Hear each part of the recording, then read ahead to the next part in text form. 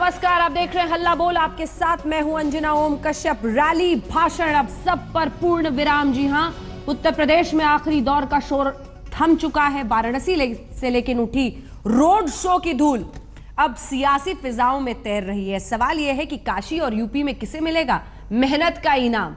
मोदी को 3 दिनों के परिश्रम से मिलेगी विजय या राहुल अखिलेश की जोड़ी करेगी कमाल? इसका सवाल तो 11 मार्च को मिलेगा, लेकिन मोदी के ताबड़तोड़ रोड शो पर विपक्ष जवाब मांग रहा है। बुआ में भरोसा है, भतीजे में भरोसा है, भतीजे के यार में भरोसा है। ये कुछ नहीं करेंगे भाई। अब तक आपने इनको देख लिया है मेरे भाइयों बहनों। अब बार बार मौका देकर के उत्तर प्रदेश को तबाह मत कीजिए भाई। 4 दिन में मोदी जी ने 4 बार रीटेक लिया है बनारस में। 2 दिन पहले रोड शो हुआ, उससे बात नहीं बनी। फिर कल रोड शो हुआ, उससे बात नहीं बनी। आज सुना है मोदी जी पैदल जा रहे हैं और गाय को भी चारा खिला दिया उन्होंने। मगर काशी करवट ले चुकी है। और काम कम और बातें अधिक करते रहने वाले आचरण का ही परिणाम है कि जनता ने अब इन्हें सड़कों व गली कूचों आदि की धूल चाटने पर भी यहाँ मजबूर कर दिया है। अब तो प्रधानमंत्री बनारस में रुके हुए हैं। पहले तो विदेश पहुंच जाते थे, अब दिल्ली भी नहीं अच्छा लग रहा, अब तो बनारस में रुके हुए हैं। और आप तो जान गए होंगे कि साइकिल ने ऐसा फंसाया है कि प्रधानमंत्री 3 दिन से बनारस में हैं। 3 साल मन की बात करते करते गुजार दिए। 3 साल क्या गुजार दिए? रेडियो पे मन की बात, टीवी पे मन की बात, और अब आए हैं 3 दिन बनारस में। आज तीसरा रोड शो करने वाले हैं हमारे प्रधानमंत्री जी। पहला रोड शो फेल, दूसरा रोड शो में भी मजा नहीं आया, और आज तीसरा फेल। अब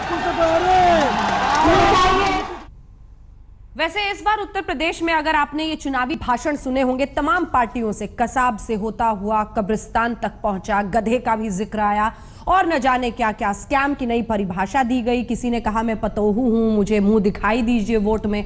एक से एक दिलचस्प अंदाज। वैसे तो तरीका पुराना है हिंदुस्तान का, लेकिन इस बार भाषा की गरिमा भी टूटी और उसी के साथ भाषा को नई परिभाषा भी देने की कोशिश की गई इन भाषणों में। कई खास मेहमान हमारे साथ इस पूरी चर्चा में शामिल हो रहे हैं। सबसे पहले आपका परिचय उनसे करा दे। राष्ट्रीय प्रवक्ता भारतीय जनता पार्टी संबित पात्रा आज हमारे साथ स्टूडियो में है। हमारे साथ एमएच खान साहब बीएसपी के प्रवक्ता जुड़ गए हैं। कुछ ही देर में पीएल पुनिया साहब कांग्रेस पार्टी के प्रवक्ता, और रविदास मेहरोत्रा जी जो कि मंत्री है इस वक्त family and women and child welfare के इंडिपेंडेंट चार्ज, वो कुछ देर में समाजवादी पार्टी की तरफ से जुड़ेंगे। सबसे पहले आपके पास आते हुए संबित पात्रा जी, विपक्ष का ये कहना है कि प्रधानमंत्री और आपकी पार्टी पूरी तरह से घबराई हुई है और इसीलिए 3 दिन तक खुद प्रधानमंत्री ने डेरा डाला।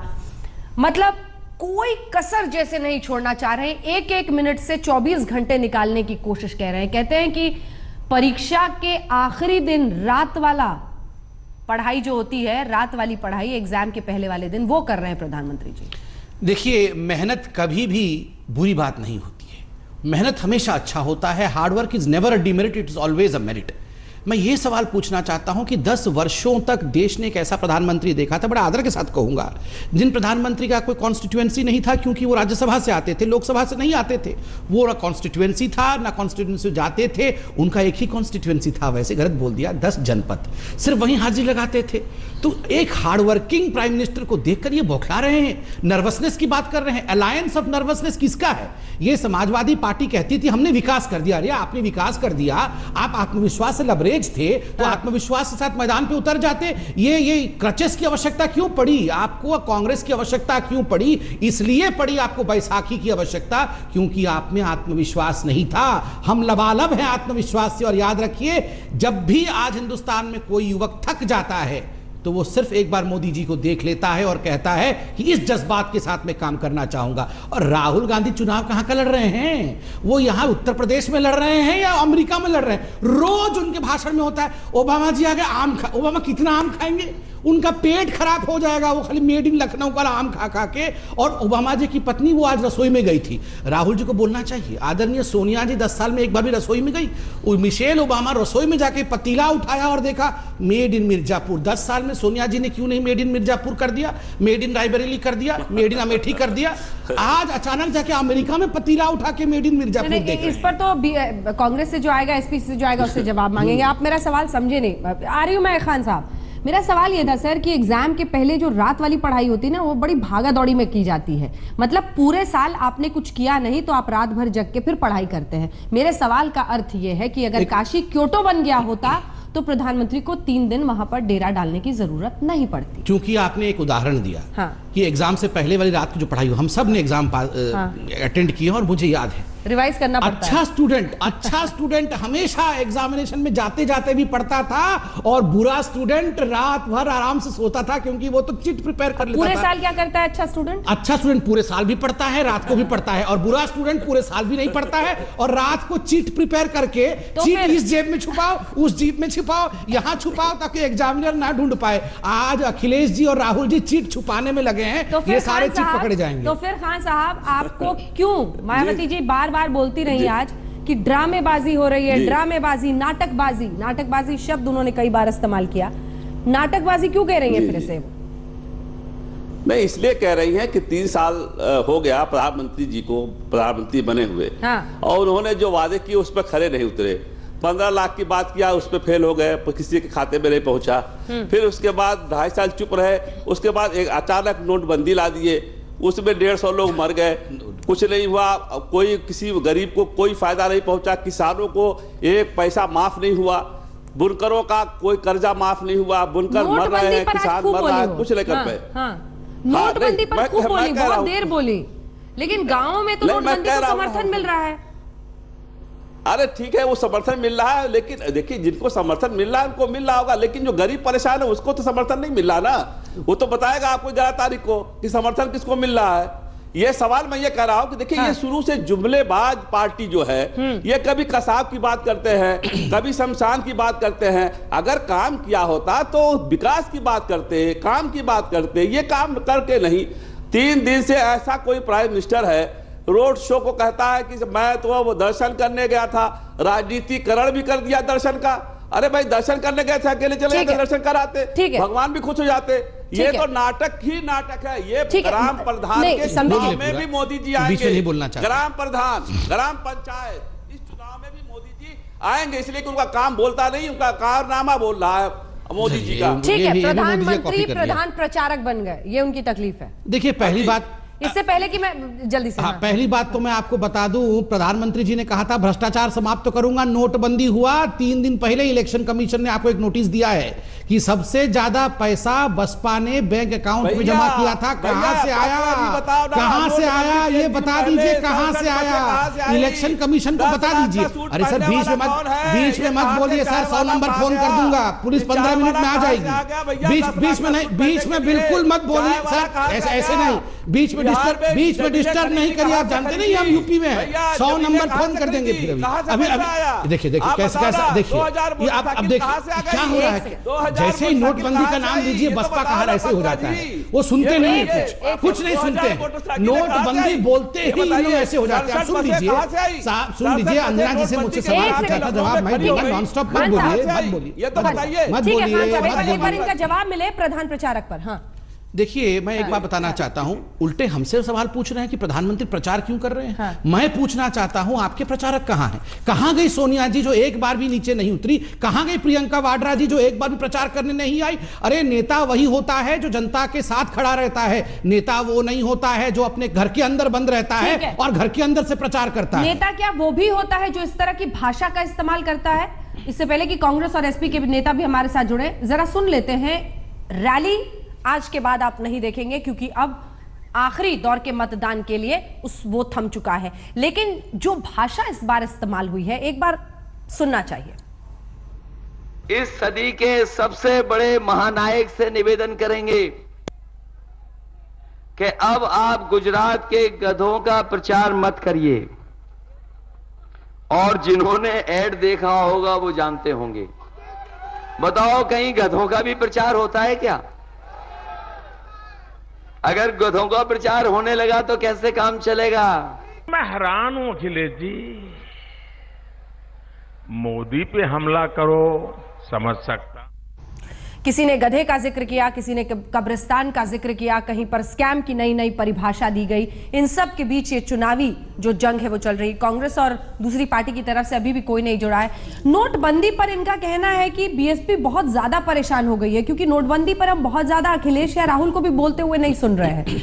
लेकिन एक तो अखिलेश को बबुआ बबुआ आज मायावती ने खूब बोला है, और दूसरी तरफ उन्होंने कहा कि नोटबंदी करके सबसे ज्यादा, मतलब नोटबंदी पर तो मुझे लगता है वो 15-20 मिनट तक लगातार बोली खान साहब। ये समझ नहीं आ रहा है। नहीं, ठीक बोली ना, वो जो नोटबंदी से प्रभावित लोग हैं उनके लिए बोलना कोई बुरी बात थोड़ी है, अच्छी बात है। आज आप मुद्दे से हट के बात करेंगे तो किसी को भी अच्छा नहीं लगेगा। मुद्दा जो था वो किसानों का था, बुनकरों का था, मजदूरों का था, दिहाड़ी मजदूरों का था। तो मायावती जी ने भी इनके बारे में कहां बोला? क्यों नहीं बोला, क्यों नहीं बोला साहब? आज महीने भर से तो वही बोल रही है। दलित, मजदूर, किसान सब समाज के हित में ही तो बोल रही है। सांप्रदायिक कार्ड खेला है बीजेपी ने, इसका क्या ये तो अर्थ नहीं है? कह रही कब्रिस्तान, ये तो नहीं कह रही है शमशान घाट, ये तो नहीं कह रही है कसाब, वो तो नहीं कह रही है कि हाँ हम विदेशों में 10 लाख का सूट पहन के चले जाएंगे, वहां से हंसेंगे, यहाँ नोटबंदी में 1.5 लाख लोग, 1,500 लोग मर जाएंगे, 150 लोग मर जाएंगे। सांप्रदायिक कार्ड उन्होंने कहा है, बिल्कुल ध्रुवीकरण, बनारस बिल्कुल ध्रुवीकरण करना चाहते हैं। काम नहीं, काम जीरो है प्रधानमंत्री का। एक भी फैक्ट्री नहीं लगाई उत्तर प्रदेश में, एक भी फैक्ट्री बता दे कि लगाई हो। चलिए मैं एक फैक्ट्री तो बता ही देता हूँ। 2 करोड़ सुनिए सुनिए सुनिए साहब, आप प्रिपरेशन करके नहीं आते हैं। 6,000 करोड़ का यूरिया फैक्ट्री गोरखपुर में लगाया। मेरे पीछे पीछे 5 बार बोलिए तो याद रहेगा आपको, वरना आपको कहाँ याद रहने वाला। आप कब पढ़ेंगे बताइए? आप तो बिजी है, इस बैंक से पैसा उधर ले जाओ, कहाँ छुपा के रखा था वो निकाल लो, तो आप लोग उसमें व्यस्त है। सुन, अरे सर थोड़ा ब्लड प्रेशर मत बढ़ाइए, शांत हो जाइए। बता रहा हूँ, सुनिए तो सही, सुनिए तो सही। सर देखिए, पहले ये हकीकत नहीं है क्या? सर सुन लीजिए, दोनों बोलेंगे, जनता नहीं सुन पाएगी। सुनिए जनता के लिए, क्या ये हकीकत नहीं है कि 8 नवंबर से पहले नोटों का माला पहनती थी मायावती जी, और 8 नवंबर के बाद फूलों के माला को, या फूलों के माला को अपनाना पड़ा? आप बताएं, मुझे फूल मत बनाइए, हमें फूल मत बनाइए, फूलों का माला क्यों पहना ये बताइए। हमें फूल मत बनाइए, फूलों का माला क्यों पहना ये बताइए, नोटों का माला क्यों नहीं पहना? इसके बाद आज जनता जानती है कि नोटबंदी के कारण सबसे ज्यादा परेशानी किसी को हुई है तो मायावती जी और उनके भाई आनंद कुमार को हुई है। अरे आनंद कुमार के घर से तो 1400 करोड़ रुपए पकड़े गए। कहां से आए थे ये 1400 करोड़ रुपए? बता दीजिए कहां से आए थे? परेशान हो रहे हो कि भगवान को भी बीच में ला रहे हो, कहां है आप? अरे मैं तो नोटबंदी बोल रहा था, फूलों का माला बोल रहा था, भगवान कहां से आए बीच में बताइए। हम भी तो बता रहे 20 लाख का सूट बोल रहे हैं। कौन 20 लाख का सूट? आप ये बताइए कहां गया माला? वो नोटों का माला कहां गया? नुकसान हुआ कि नहीं मायावती जी को? कहा गया? और ये 1400 करोड़ रुपए आनंद कुमार के घर से कैसे निकला, कहां से आया ये बता दीजिए। थोड़ा सा इंतजार। मेहनत रंग लाएगी, ये भारतीय जनता पार्टी का मानना है, लेकिन वैसे ही तमाम पार्टियों का मानना है। लेकिन इन सब के बीच इंतजार कांग्रेस पार्टी के प्रवक्ता का है। पीएल पुनिया साहब हमारे साथ जुड़ गए। पुनिया साहब, राहुल गांधी ने आज बड़े ही अलग अंदाज में कई बातें कही कि ओबामा की पत्नी वहां पर अगर बर्तन में, किचन में खाना बनाएंगी तो मेड इन जौनपुर लिखा होगा, बहुत खुश होंगी। आपको लगता है कि जिस तरह से प्रधानमंत्री पूरी ताकत झोंक रहे हैं, राहुल गांधी एक अलग ढंग से ताकत झोंक रहे हैं, कौन भारी पड़ रहा है? देखिए, ये आप खुद अंदाज लगा सकते हैं कि कौन भारी पड़ रहा है। जब राहुल गांधी जी और अखिलेश यादव जी अपना प्रचार कर रहे हैं, हाँ, और प्रधानमंत्री जी को अपने लोकसभा क्षेत्र में 3 दिन तक रुकना पड़ रहा है, गली गली में जा रहे हैं, बगैर परमिशन के रोड शो कर रहे हैं, हाँ, इसे जाहिर है कि वो खिलाहट है, डर है, भय है, हारने का, अपनी प्रतिष्ठा बचाने की, अपनी लोकसभा क्षेत्र में इज्जत बचाने की। तो कौन भारी पड़ रहा है इसी से अंदाज लगा जा सकता है। अब भारतीय जनता पार्टी के लोग कहेंगे हम भारी पड़ रहे हैं, मैं कहूँगा कांग्रेस पार्टी और गठबंधन भारी पड़ रहा है, लेकिन इससे अंदाज लगाया जा सकता, आम आदमी इससे एहसास कर सकता है कि कौन भारी पड़ रहा है। मैं समझता हूँ नहीं, आज चूंकि राहुल गांधी ने कई बार कहा ना कि वो फायर करते हैं फिर मिस फायर हो जाता है, वो आते हैं फिर जाते हैं, मतलब जिस तरह से उनका अंदाज था, आप क्या कहना चाह रहे हैं? नहीं, मैं इतना कहना चाहता हूं, अभी पुनिया साहब ने कहा कि प्रधानमंत्री गली गली जा रहे हैं। देखिए, गली गली अपने कॉन्स्टिट्यूएंसी में जाना ये तो अच्छी बात है। जो लोग अपने कॉन्स्टिट्यूएंसी में इतने वर्षों तक गली गली में नहीं गए हैं उनको सोचना चाहिए, लेकिन सिर्फ चुनाव के वक्त जाना ना, बिल्कुल नहीं। मैं काम का फहरिस्त लेकर आया हूं कि हमने क्या क्या बनारस। मेहनत रंग लाएगी। सवाल यही है कि क्या बनारस में आखिरी के 3 दिनों में प्रधानमंत्री नरेंद्र मोदी का डेरा डालना पार्टी को उत्तर प्रदेश में सत्ता दिलाएगा, या फिर सत्ता दिलाएंगे वो तमाम भाषण जो देश के नेताओं ने अलग अलग जगहों पर दिए, और खास तौर पर बड़ी बड़ी 3 पार्टियों 4 पार्टियों के नेताओं ने उत्तर प्रदेश में दिए। बिजली, कब्रिस्तान, उससे आगे बढ़ता हुआ कसाब की नई परिभाषा, स्कैम का नया जिक्र, क्या कुछ हुआ है एक बार निगाह डाल लेते हैं, क्योंकि आज के बाद ये भाषण आप नहीं सुनेंगे। आज आखिरी दौर के मतदान के लिए रैली और प्रचार का दौर खत्म हो चुका है। सुनिए। अगर रमजान में बिजली मिलती है तो दिवाली में भी बिजली मिलनी चाहिए। अगर होली पे बिजली मिलती है तो ईद पर भी बिजली मिलनी चाहिए। भेदभाव नहीं होना चाहिए। ये प्रधानमंत्री कमाल के, जिन्होंने बिजली को भी हिंदू मुसलमान बना दिया। और हम तो कहते हैं अगर बिजली नहीं आती है काशी में तो कम से कम गंगा मैया की कसम खा के बता दो कि बिजली नहीं आती है काशी में। मैंने अपनी हुकूमत में हिंदू और मुसलमानों के त्योहार में उनको बिजली, पानी, अन्य सुविधा देने में, सुरक्षा आदि देने में कोई भेदभाव नहीं किया। अब उत्तर प्रदेश की जनता ने ऐसा तार बिछा के रखा है, ऐसा तार बिछा रखा है कि 11 मार्च को सपा, बसपा, कांग्रेस तीनों को करंट लगने वाला है। तीनों बिजली का भी धर्म खोजा गया, करंट किसे लगेगा ये जनता ही आखिर में तय करेगी। और इन सब के बीच भाषण, इस पूरी चर्चा को आगे लिए चलते हैं। हमारे साथ अब रविदास मेहरोत्रा जी भी जुड़ गए हैं। रविदास जी, अखिलेश यादव ने भी बड़े ही दिलचस्प अंदाज में आज प्रधानमंत्री नरेंद्र मोदी पर हमला किया है। कुल मिलाकर सवाल ये है कि बनारस के वो सांसद हैं, उत्तर प्रदेश के चुनाव हैं, और आखिरी दौर में अगर वो पूरी ताकत झोंक रहे हैं तो आप उस पर सवाल कैसे खड़ा कर सकते हैं? क्योंकि कोई भी चुनाव हारने के लिए तो लड़ता नहीं, जीतने के लिए पूरी ताकत क्यों ना वो लगाएं?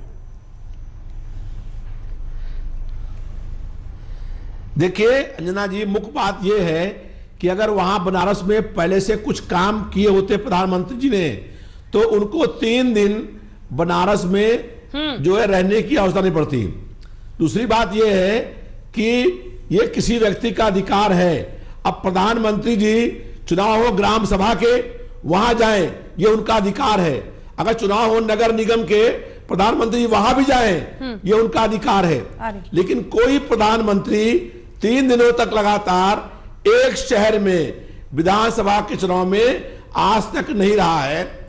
यह साबित कर रहा है कि भारतीय जनता पार्टी ने अपनी हार स्वीकार कर ली है। और अगर 3 दिनों तक प्रधानमंत्री 2 बार रोड शो करें, गली में घूमे, और कांग्रेस पार्टी के जो पूर्व प्रधानमंत्री हैं लाल बहादुर शास्त्री जी, उनके घर जाएं, और इसका मतलब यह है कि नरेंद्र मोदी जी ने पहले से अपनी हार स्वीकार कर ली है। हार स्वीकार कर ली है। दूसरी बात यह है कि जो उन्होंने वादे किए थे, बनारस में कहा था कि गंगा मैया ने बुलाया है। अब जरा उनसे पूछिए किसने बुलाया है? पहले कहते थे हम यहाँ आए नहीं है, मुझे किसी भेजा नहीं है, मुझे गंगा माँ ने बुलाया है। अब गंगा माँ उन्हें कहाँ बुला रही है? और अब नहीं कह रहे हैं गंगा माँ ने बुलाया है। और 3 साल में गंगा साफ भी नहीं हुई। जो जनता से वादे किए थे कोई काम नहीं किया। बनारस में 3 साल में भारत सरकार ने कोई काम करने का काम नहीं किया, और बनारस में सब सीटें भारतीय जनता पार्टी हार रही है। ये रिपोर्ट मिल गई प्रधानमंत्री जी को, इसलिए 3 दिन वहां पर रह करके अपने प्रभाव का और सत्ता का इस्तेमाल करने का काम कर रहे हैं। मैं इसका जवाब देता हूं। हार मान ली। मैं इसका जवाब और नोटबंदी से पूरा जनता परेशान है, साहब सुन लीजिए, गरीब आदमी परेशान है। सुन लीजिए, आपने अभी कहा गंगा मैया ने बुलाया है, आज अखिलेश जी ने गायत्री को बुलाया है। मैं एक सवाल आपसे पूछता हूं, फिर जवाब भी दूंगा। अपराधों का शोर दबा के रखा है मंत्री जी का पाप पचा के रखा है। आजम खान की भैंस ढूंढ ले आए थे, गायत्री को कहां छुपा के रखा है ये बता दीजिए। देखिए आज सबसे बड़ी बात है, 17 साल की एक बच्ची दिल्ली की एम्स की ट्रॉमा सेंटर में भर्ती है। अरे सर चिल्लाइए मत, बिल्कुल चिल्लाइए मत। गायत्री प्रजापति को कहां छुपा के रखा है ये बताइए आज के शो में। आज प्रधानमंत्री जी ने भी, अमित शाह जी ने भी आपसे सवाल पूछा है कि 17 साल की ये मासूम आपसे सवाल पूछती है कि कहां छुपा के रखा है गायत्री प्रजापति को। ये तो आलम है इनके साथ, ये तो आलम है इनके शासनकाल का। और अब सुन लीजिए साहब, इससे पहले भी मैंने बोला आप बीच में बोलेंगे तो मैं 100 नंबर फोन कर दूंगा, फिर पुलिस आपको पकड़ लेगी। हम लोगों को यहाँ गुंडागर्दी नहीं करना है, आराम आराम से बोलना है। सुन लीजिए, आपने कहा बनारस में हेलो आपके फोन करने से 100 नंबर फोन कर दूंगा, ऐसे मत बोलिए। चलिए ऐसे मेरे अधिकारों को, मेरी अभिव्यक्ति की आजादी को मत छीनिए। 100 नंबर को फोन कर दूंगा, 15 मिनट में पुलिस आकर को ले जाएगी। ऐसे अरे रविदास जी क्या हो रहा है, सुन तो लीजिए, कम से कम सराहना करें। प्रभु सुन लीजिए, थोड़ा धीरज रखिए, गला भी खराब हो जाएगा। आपने कहा बनारस में क्या किया। 2.5 वर्षों के अंदर पहली बार ऐसा एक मुकाम आया है जब बारिश के साथ रोड धुलते नहीं है। अगर काम किया साहब सुन तो लीजिए, आपको सवाल का जवाब दे रहा हूं। खाली अपील सुन लीजिए साहब, ऐसे नहीं होता है। गायत्री प्रजापति पे तो आवाज निकल नहीं, यहाँ के बड़े जोर जोर से चिल्ला रहे हैं। अब सब सुन लीजिए, 80 घाट डीएलडब्ल्यू और बीएचयू की सफाई को देखिए। अरे साहब सुन लीजिए, इतना चिल्लाना है, इतना चिल्लाना है तो गायत्री प्रजापति के लिए चिल्लाइए। अब मेरे को जवाब दीजिए को आपने बताइए, ऐसे गला खराब हो रहा है भाई का, बताइए फिर भी और खराब करने लगे हुए हैं। बताइए मुख्तार अंसारी के खिलाफ जनता सुन नहीं पाएगी, डिबेट को पहचान नहीं पाएगी।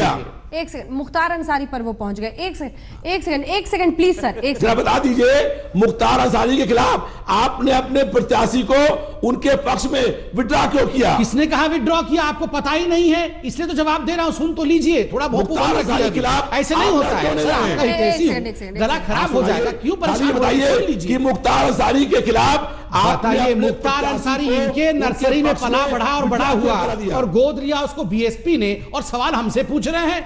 बताइए, तो सवाल से सवाल पूछ रहे हैं उनके खिलाफ। अरे आप ही के नर्सरी में पला बढ़ा और बड़ा हुआ है और गोद ले लिया है मायावती जी ने उसको, इसलिए कोतवाल से सवाल मत पूछिए। सुनिए, देखिए 100 नंबर को फोन करने के लिए मजबूर मत करिए। सुन लीजिए मेरी बात अच्छे से। आपने सवाल पूछा, जवाब दे रहा हूं साहब। कैंसर रिसर्च इंस्टीट्यूट बनारस में किसने खोला? Cancer research institute. Trauma centre Banaras में किसने खोला? ट्रेड फैसिलिटेशन सेंटर 2.5 साल के अंदर टेक्सटाइल के बनारस में किसने खोला? आपने महानामा महामन्ना एक्सप्रेस किसने खोला? Underground electrification of cable wiring किसने किया बनारस में? तो संबित पात्रा जी, काशी क्योटो बन गया। अरे ये सब काम सरकार सुनिए, एक सेकंड प्लीज। अखिलेश यादव जी के काम मेहरोत्रा जी, एक सेकंड। अखिलेश यादव जी ने 5 सालों के काम किए हैं, उसके कारण मेहरोत्रा जी थोड़ा शांत हो जाइए, ऐसे नहीं होता है। साइकिल चलाते चलाते इतना चिल्लाएंगे, साइकिल का क्या होगा? शांति से सुनिए। क्योटो बन गया क्या काशी? क्योटो बनने की ओर तो जा रहा है। 70 सालों में गरीब सुन लीजिए, ऐसे नहीं होता है साहब, सुन लीजिए। 70 सालों में पहले दादी ने कहा था गरीबी हटाओ, उसके बाद पिताजी ने कहा गरीबी हटाओ, फिर माँ ने कहा गरीबी हटाओ। एक गरीबी उन्होंने ठीक कर दिया, हमने कहा करेंगे। और देखिए मैंने फेरिस्त गिनवाया, एक टेक्सटाइल सेंटर बनने के लिए 2.5 साल में बिल्डिंग खड़ी कर दी, ट्रॉमा सेंटर खड़ा कर दिया। अभी बहुत मुश्किल है सर, अभी बहुत काम होना बाकी है। जो तस्वीर है बनारस की वो अभी कुछ नहीं बताती कि 2 कदम भी क्योटो की तरफ चले गए हैं। मैं आपके पास आना चाहती हूँ रविदास मेहरोत्रा जी। एक सेकंड सर, गायत्री प्रजापति पर जवाब देने से आप क्यों भाग रहे हैं? देश की सर्वोच्च अदालत ने कहा है, वहां के गवर्नर ने कहा है, आपको एक सेकंड सर जरा भी एहसास नहीं है साफ सुथरी छवि प्रोजेक्ट करने वाले अखिलेश यादव को कि इतने गंभीर मुद्दे पर वो इतने संवेदनहीन दिखे, जिस पर बलात्कार के ऐसे संगीन इल्जाम हैं, वो मंत्री बने रहे, उनके लिए जाकर प्रचार तक किया, हालांकि स्टेज पर नहीं गए, बस इतनी परहेज कर ली। ये क्या मजाक है? देखिए, हमने आपसे पहले भी कहा कि प्रजापति जी गिरफ्तार होंगे, गायत्री प्रजापति गिरफ्तार होंगे।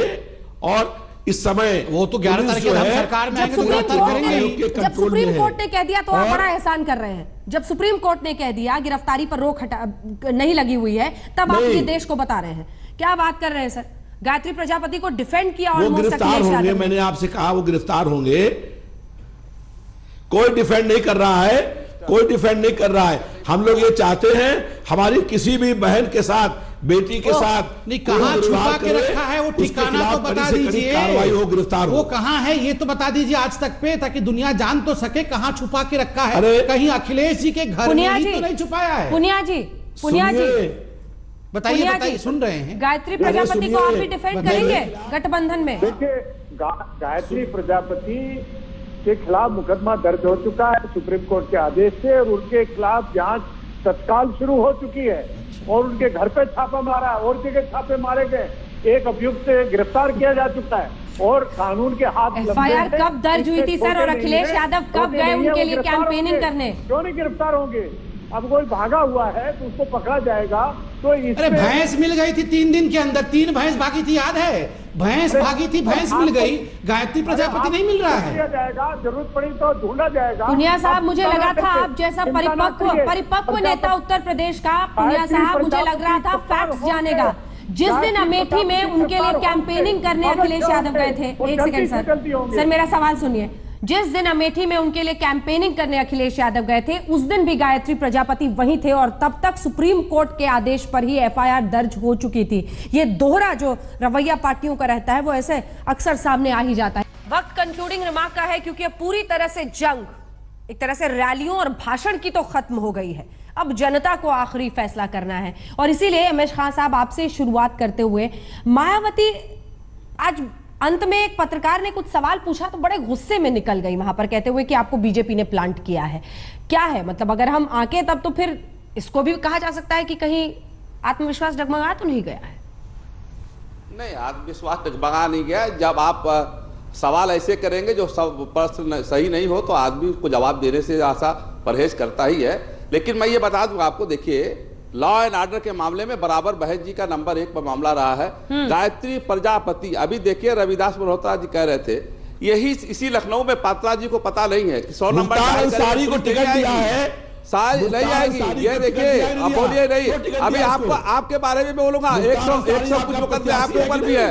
आपको पुलिस तलाश नहीं थी, आपको पुलिस तलाश नहीं थी, आप बैठे हुए चैनल पे है। आप हमें बात करने दीजिए, आपको पुलिस तलाश नहीं थी, आप बैठे हैं चैनल पे। आप बात करिए, सुनिए। मुख्यमंत्री ने सारे मुकदमे ये बोल रहे थे, हमने बोल रहे थे आंदोलन के 100 नंबर डायल करने नहीं आएगी पुलिस। आप से लेकर के सारे मुकदमे, ऐसा ठीक नहीं है। बीएसपी के मुख्तार अंसारी हैं, आपके गायत्री प्रजापति हैं, इनके ब्रजेश सिंह हैं बीजेपी के। एक सेकंड सर, ब्रजेश सिंह खुद नहीं, उनके भतीजे को टिकट दिया है। एक सेकंड, हर पार्टी का कच्चा चिट्ठा जनता के सामने है, बोलिए। देखिए, मैं इतना कहना चाहता हूं कि प्रधानमंत्री नरेंद्र मोदी तो चुनाव लड़के प्रधानमंत्री बने हैं। मैं अखिलेश जी से और मायावती जी से पूछ रहा हूं, ये तो चुनाव लड़ते नहीं है, बैकडोर एंट्री करके बनते हैं। और दूसरी बड़ी बात है, ये कह रहे हैं कि अगर प्रधानमंत्री जी ने काम किया होता तो प्रधानमंत्री यहां तक नहीं, यहां आ जाके कैंप नहीं करना पड़ता। मैं बोल रहा हूं कि अखिलेश जी ने 200 सभाएं क्यों कर ली? अखिलेश जी अगर काम करते तो आज अखिलेश जी को और डिंपल जी को इतनी सभाएं करनी पड़ती क्या? उसी लॉजिक के हिसाब से ये बताए इन्होंने काम किया है कि नहीं किया है।